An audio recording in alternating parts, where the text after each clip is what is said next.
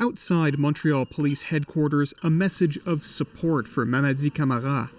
I'm here because of the Camara story. This is my city as much as anyone else's. I was born here, and I feel like the police are not respecting racialized people. 31-year-old Camara was accused of disarming and injuring a police officer during a routine traffic stop.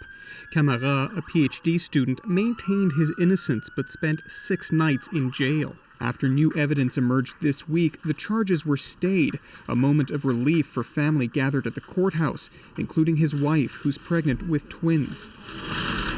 Montreal police fully exonerated Camara on Friday and have said his arrest was not a case of racial profiling. Organizers of today's protest see it differently, including this former RCMP officer.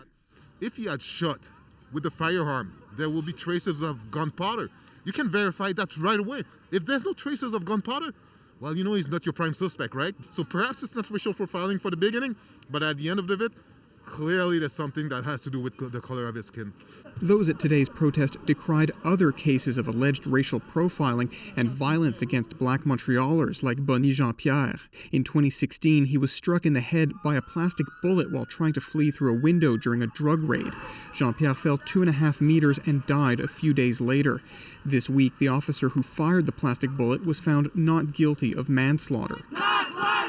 Dr. Myrna Lashley sits on a committee tackling racial profiling within Montreal's police service. She says there have been improvements in recent years, but more needs to be done. For one thing, we've been calling for cameras for years.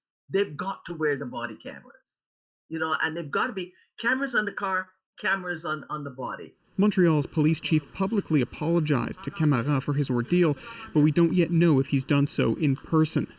Matt Damour, CBC News, Montreal.